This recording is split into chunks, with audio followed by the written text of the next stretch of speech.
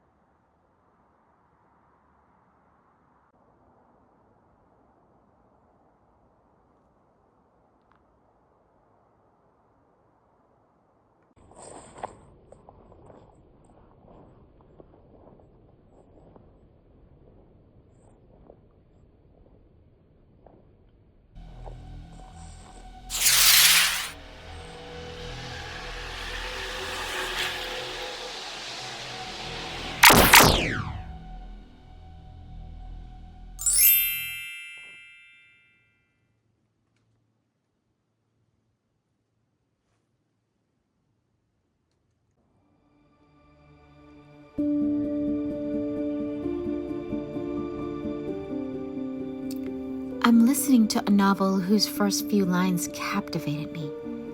What Lies in the Woods by Kate Alice Marshall. It's a mystery thriller about a horrific event that happened one summer in the woods, which I suppose is not a good book to be listening to while I camp alone in a forest. But the story alternates between the past and the present. The little girls who ran wild in the woods, believing in magic, and the women they grew up becoming, with their complicated adult problems. It's the narrative of the 11-year-olds that I like hearing about. It reminds me of my own childhood, often disappearing into the forested hills and creek of my hometown for much of the day, with a good fantasy book, spending my time in Narnia, Tortal, or Damar. Back then, I dreamt that someday I too would grow up to be a lady knight, wield a sword, and go off on adventures.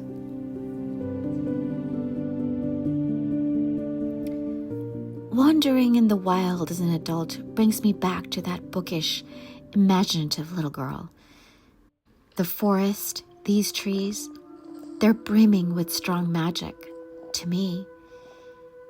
Inside of me is an ever-present small thought that whispers, between the trunks of the towering trees is a portal to another world. I just need to find it.